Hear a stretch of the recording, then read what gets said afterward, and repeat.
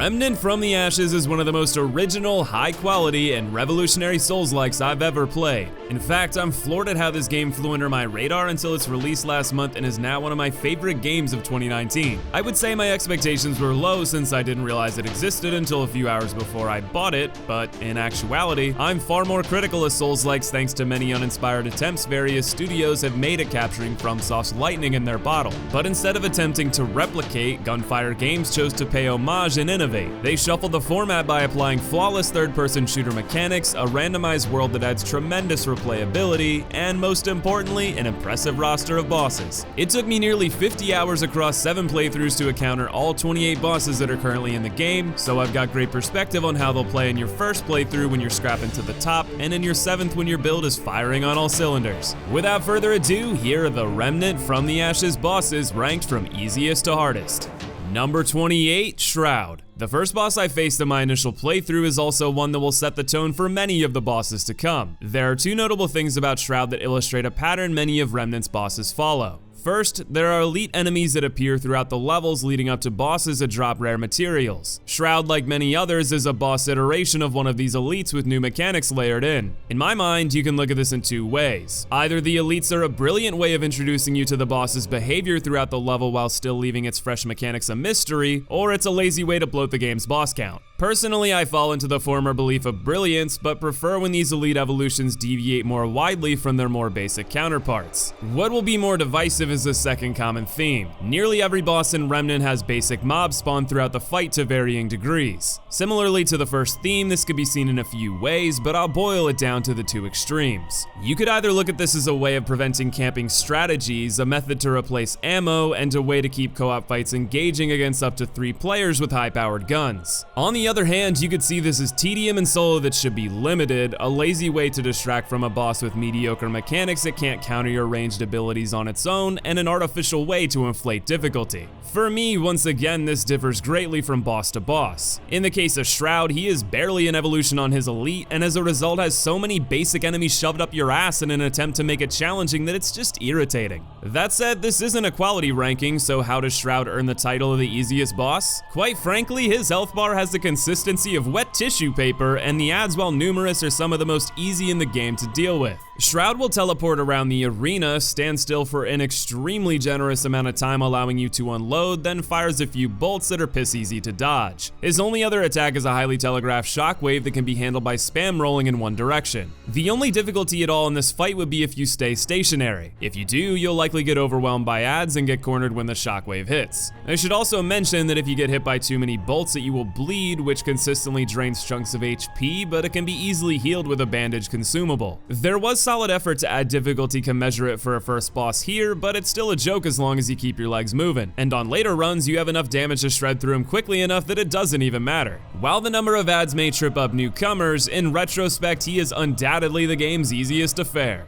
Number 27, Blink Thief. The Blink Thief's difficulty boils down to your strategy and whether you consider a successful victory part of the challenge. For context, the Blink Thief appears in the middle of a dungeon rather than beyond the fog, and as soon as the encounter begins, you have a limited amount of time to kill him before he runs. You get 3 chances, 11 seconds each to down the hyperactive teleporter. For each chance you fail, he will jump somewhere else in the dungeon. Once the encounter begins again, time starts ticking, and if after 3 attempts he lives, he disappears for the remainder of your playthrough. Some say if you wipe a rest at a checkpoint, he will reappear, but in my and many other players' experiences, he disappears altogether. In terms of challenge, asking a player to win on their first attempt against a surprise time mechanic that is unique to this boss is a lot to expect. That said, the reason I give him my vote for second easiest is twofold. First, his health bar is more fragile than Shroud's. Second, once you realize this, you only need to focus him and ignore the adds and he'll die before he can teleport away once. The only difficulty here is sleight of hand. You've been trained the whole game to clear adds and fight bosses simultaneously, but in this case, you should ignore the mobs and melt the boss instantly. Once you figure that out, Blink Thief forever becomes one of the easiest bosses in Remnant.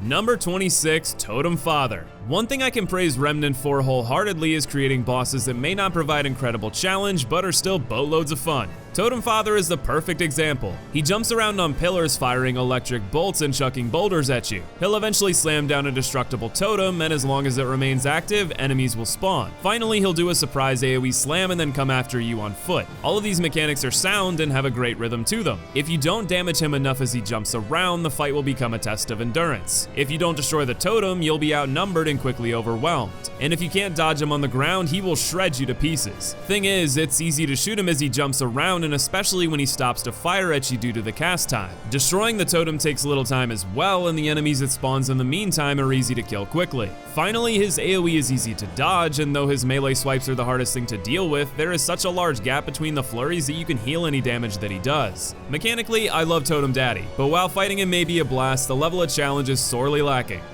Number 25, IXILLUS. Everything I said about Totem Father applies here. On the surface, IXILLUS may sound difficult as I describe its design. It will either do a horizontal or vertical melee slash, or it'll toss 2 stink bombs that leave behind health-sucking auras for a short time. After a few of those, it will summon 6 orbs that home in on you from the air. You either pop them with a bullet or take the damage. This will rinse and repeat until you do 25% of its health bar, which causes a second identical boss to spawn on the opposite side of the bridge. It's fair to assume that this would amplify the difficulty, especially when you can only realistically see a single boss at a time. But thanks to the superb mechanics, this isn't the case at all. After the second boss spawns, they will both charge up a devastating attack. Thing is, the windup is generously lengthy, and they take a dramatic increase in damage before being stunned out. It's quite easy to stagger them both out of it, and you're rewarded with huge chunks off both of their health bars. After this, one of the bosses will retreat while the other repeats the original strategy with melee swipes, bombs, and orbs. Eventually, the second boss does come into play, but it does so by firing massive beams perpendicular to the bridge. It will start on one side and sweep across slowly. All you have to do is start in the middle of the bridge and then pass over to the side that it started at. And that's all the second boss does. It essentially does nothing as long as you can time dodging through its sweep of big beams, and your reward is a huge damage buff afterward as they repeat the big wind up and then swap roles. Like Totem Father, mechanically this all works wonderfully, and I love facing off against this duo in every playthrough. In fact, I'd like to congratulate Gunfire Games on creating the only worthwhile flying insect boss I've ever faced. Eat your heart out, butter bitch. Gunfire Games has FromSoft beat on this one. But quality doesn't equal difficulty, and this menage a trois is easy to manage.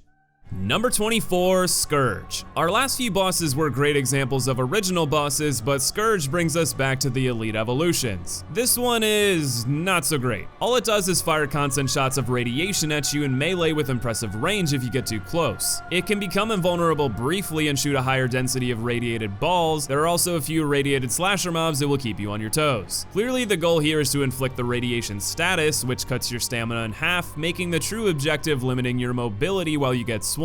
Problem is that it's easy to avoid everything, and even if you get inflicted, the status is simple to cure. There simply isn't enough danger in this fight to warrant a higher rank, and as a result it's a boring fight to boot. It doesn't differentiate itself nearly enough from its elite counterpart, and though the radiation does give it the edge over the bottom few, it's still a piece of cake compared to the horde of challenges to come down the line. Number 23, Canker. A gross name for a hilarious boss. This oversized tub of infected lard only does 2 things. Sprint around like a wailing toddler firing out shit balls and then slams a shit wave of his shit swamp towards you. Outside of that, there are 2 basic enemies and an elite that spawn, clear evidence that they knew the fight was too easy on its own. I have to say though that the enemies of Corsus are some of the hardest in the game to deal with, and they can create a problem if you get overwhelmed too quickly, especially when dealing with an elite on top of that. The saving grace that makes Canker pin down the list is the beauty of friendly fire. Unlike nearly every other game in existence, enemies in Remnant can actually hurt each other. I won't get another chance to rave about it, so let me say, dear Lord, I love this. Please let it be included in every game for the rest of our days. Okay, maybe it wouldn't be a perfect fit for every game, but in the context of bosses that includes ads, it works like a charm. This kills 2 birds with 1 stone by stunning enemies and allowing you a window to unload on the boss. With this in mind, you can topple Canker with minimal resistance. Number 22, the Unclean One. There's zero chance the developers weren't aware of the homage they're paying here. Big, fat, lovable ogre wanting to be left alone in his isolated swamp? Fortunately, the big boy fills the shoes admirably with an excellent battle. You might assume that based on stature, he wouldn't have a lot of speed. And while that's somewhat true, he makes up for it with range. He can smash you with his hammer, sprint up and slam you with his belly, chuck his hammer from afar, and spin around the arena wildly. The catch is that all of these attacks are very well telegraphed, making them easy to dodge. dodge. With that, his lower speed and long windows between moves gives you plenty of time to shoot his massive chrome dome. The only thing adding difficulty is line of sight in basic mobs. If you get caught between walls before he breaks them, you might get a hammer chucked at you. Really though, it's the basic enemies. This would be the easiest boss in the game without ads, but those damn mobs are a constant nuisance. These guys can only melee, so they'll sprint at you without end. You can shoot their legs off, but they still crawl nearly as fast. And as far as I can tell, they have no crit spots, so they are tanky. Even with the boss being able to hit them, the problem is them taking your eye away from him long enough for him to get the jump on you. It's still not too difficult because of how quickly you can melt him with a few good windows, but it has a larger margin for error than anything to this point. Number 21, Claviger. In the polar opposite to Shrek, Claviger has the biggest head in the game but no crit spot to speak of. This makes him quite the tanky foe, which is really all that lands him here. At the start of the fight, he'll be shielded by 2 orbs. Dodge his periodic shots and destroy them to stun him for a damage window. Once he recovers, he'll summon a few enemies, then either shoot you with his orbs or do a large blast that sweeps across the arena. He will eventually slam down, spin the arena, and reset from the beginning with the shield. Apparently, if there are ads remaining, he can absorb them for what I assume to be returned HP, but they're easy enough to kill that it's never a problem. As the fight continues, the cover you use to destroy the shield orb safely or take refuge from enemy blasts will be destroyed, amping up the difficulty. This is where the tankiness comes in. The fight will last long enough that you'll have to dodge around wildly while trying to take his defenses down and clear ads. This is a growing theme we'll continue to see. Many bosses gradually become harder as it becomes less realistic to deal with everything at once without pandemonium outbreaking. Claviger isn't quite that extreme, but it's a start. Number 20, Singe. The second boss I fought in my initial playthrough was far removed from the restrictive arena of Shroud. Singe is instead in a very open arena that complements his combat style, which is very diverse. He'll shoot fireballs, charge up and summon explosions underneath you, charge you, swipe at you, and breathe a sweeping wave of fire breath once in close proximity. Many of his attacks serve to light you aflame, as do the many burning oil spills throughout the arena. Finally, there is one consistently spawning burning root to add to the pressure. The burn status can be really rough until you realize your stupidity in your second playthrough that the old adage of stop, drop, and roll really works. Yep, rolling takes a chunk out of burn status. Nice touch, but I definitely didn't know it my first time through. Even so, burn damage isn't too dramatic, so most of the focus is on deviating between the boss and his minion and waiting for Singe to uncover his underbelly weak point. Much like Claviger, this battle is more about surviving for long enough to win as your resources and destructible cover are eliminated. A great battle and definitely ramps up the difficulty a bit more. Number 19, the Ravager. Every Souls-like worth its salt needs a giant wolf boss, am I right? The Ravager fills that role nicely and even ranks about as well as Sif in terms of difficulty. That is to say, it offers a moderate challenge, but nothing backbreaking, and as you face him again in further playthroughs, it only gets easier. The odd thing with Ravager is that he has 2 temperatures, weirdly passive or ferociously aggressive. He'll give you many seconds of quiet to attack, then suddenly string together 3 attacks in 5 seconds. His attacks really only consist of biting and swiping at you, but he does later buff with an electrical charge and send waves your way. What I found is that you can use 2 unbreakable pillars in the middle of the arena to eliminate a lot of the danger from its melee strikes, though admittedly it isn't foolproof. You'll also need to deal with him leaving the arena every so often and bringing back 3 minions who can shoot from range, quite accurately I might add. It's also notable that he can make you bleed if he hits you a few times, so between that, his own attacks, and the attacks of his minions, it can chip away your health to the point of death before you know it. That said, as long as you use cover and keep a keen eye on your health and resources, this fight is very manageable. It hits a nice balance of difficulty that lands him near the middle of the pack.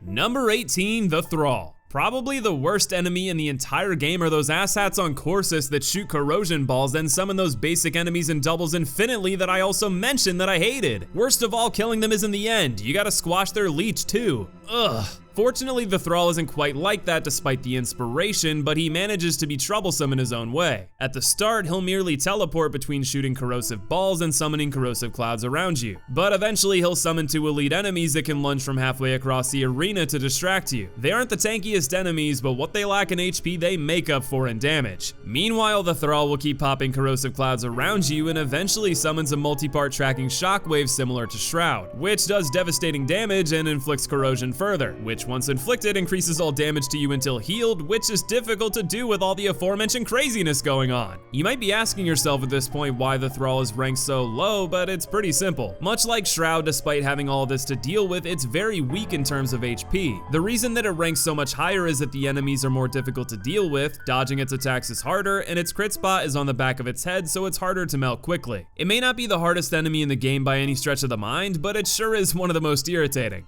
Number 17, the Warden. The next few bosses follow the same pattern as Shroud and the Thrall, but in their own unique ways. In the case of the Warden, what elevates him above is how active he is in fighting you compared to the others. Based on an elite enemy in the area that loves to throw spears in your face while closing the distance to stab you directly with incredible range, the Warden adds to that challenge by summoning an ungodly amount of basic mobs in a closed arena to make it hell. What turns this from a fight that should be much higher to a middling battle is the arena structure. On the top of the arena there is a corridor that allows you to funnel the boss and his mobs into 2 lanes. This makes it far more realistic to manage and makes what would otherwise be a tough boss a more mild challenge.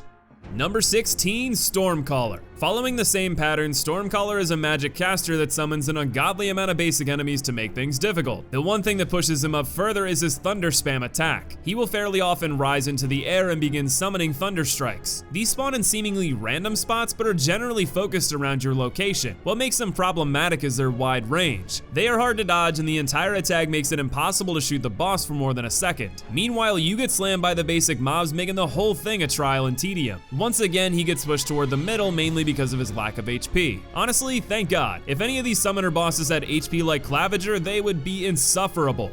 Number 15, Maul the Pack. Continuing the trend, Maul is a big dog that summons a lot of little dogs to fight alongside him by howling. If you've ever played a Souls game, you know that dogs are often one of the most annoying basic enemies due to their speed, low stature, and leash range. Really, it isn't the worst or the hardest. The dogs and even the boss are all fragile in terms of HP, but that doesn't stop the numbers game. Maul howls constantly, summoning more and more and more hounds. If you aren't careful, you'll miss opportunities to damage Maul and will have your health drained away slowly by constant dog bites before you know it. You have to balance dealing with the little puppers and finding time to attack the big one. That balance isn't the easiest to strike, which gives him the nod over many bosses of a similar style. Number 14, the Root Horror. The only thing horrifying about the Root Horror is how terrifyingly middle of the road its difficulty is. Okay, maybe that didn't work. The Root Horror is guaranteed to bore her. That definitely doesn't work. Alright, whatever. The point is, the boss isn't easy because it spawns these little root dragon snake babies that distract you while it shoots rotting balls at you that make you cough randomly if it stacks up too much. At the same time, it's pretty easy to melt thanks to its low HP. Yet again, a boss based around misdirection that has a weak foundation. You could say the repetition is the real root of this horror. Nailed it. Number 13, Ancient Construct. Continuing on with more of the same, Ancient Construct is very much like the Root Horror. All it does is fire the most telegraphed radiation shot of all time and do the same melee swing most big enemies in the game do. Oh, and it constantly summons 2 turrets that will shred through your HP so fast it'll make your head spin. This fight is not between you and the boss, it's between you and the 2 turrets. If you can kill or avoid them, you can melt the Ancient Construct with ease. If you can't, kiss sweet victory goodbye. It's actually surprisingly difficult after so many bosses didn't break far beyond average. The only thing saving it is the cover in the middle of the arena. If you can get the construct to spawn turrets closer together, you can circle back and forth using it as cover, and since the construct dies quickly, you won't be forced to move into the turret's line of sight quickly enough. Thank God for that, because I'd like to never be under their fire again if I can help it. Number 12, the Harrow. Finally, we are out of the cycle of boss summoners. Well, Harrow does have his ads pop in pretty much like everybody else, but his way of handling it is differentiated nicely from the last 6 bosses. Harrow is akin to a slasher in an 80s horror flick. He'll slowly move towards you down a corridor until he unleashes the beast all over you with a punishing melee flurry. Where the Harrow differs is that he'll bail out at certain points if he takes too much damage. You would think it's to recover, but really he's hitting the enemy spawn button. A moment after he leaves, you will be swarmed with an intimidatingly large horde of the small slasher enemies. If you can't kill them quickly enough, prepare to deal with them and the Harrow at once, which is a recipe for death. As a result, the difficulty of this fight is reliant on your speed and killing his minions while he's gone. If you make a smart choice with weapon mods, this is more than manageable. For example, killing our friend before with the turrets will let you summon a few of your own. Using the center of the arena as a defense point and allowing your turrets to signal off what direction the enemies are coming from and do damage is excellent. They'll also drain health off the Harrow, so it's quite nice all around. That's just one example, but there are many ways ways to handle it. That said, it's less likely you'll have the pick of the litter when it comes to weapon mods in your first playthrough, and even after it, the Harrow and his crew can easily catch you in a bad spot if you aren't very deliberate with your movement. All of that is solidly enough to land the Harrow near the top 10. Number 11, Ent. Our final boss of the day is as tanky as Claviger, offers no cover, spawns a consistent amount of annoying minions and exploding enemies, loves to inflict root rot which makes you cough randomly, and has hitboxes that stretch too wide on nearly all of his attacks. Put simply, Ent can be a pain in the ass to deal with all the things he throws at you even in later playthroughs. I was heavily on the fence as to whether he should be higher on the list, but I think the top 10 outranks his difficulty due to his one big weakness. If you focus fire on his knees, he will eventually fall lore and style, and he becomes a lot easier to deal with. He will chase you wildly, continue to spawn enemies and the like, but his melee is far easier to deal with than his shockwaves to me. And even though the shockwaves have the benefit of killing his minions in an act of friendly fire, the melee swipes serve to do the same. For that and having a big weakness, it cuts the difficulty down to size, but still managing to pose a sizable challenge even once your build is complete, and falls in at the commendable spot of number 11. But of course, that's just my opinion. What did you think of today's bosses? Are they ranked fairly, or did you have a different experience? Let us know in the comments below. If you haven't played Remnant, I cannot recommend it enough. It's a phenomenal game, and if you enjoyed the Souls series, I believe there's a good chance you'll fall in love with Remnant like I have. If you enjoyed the video, be sure to subscribe and stay tuned for the second half of the list with the top 10 hardest bosses in Remnant and other boss rankings I've got in the works. And for a little bit of more informational game rankings, check out the top 100 games of all time. I want to thank you all for watching today. Much love to you, and I'll see you in the next video.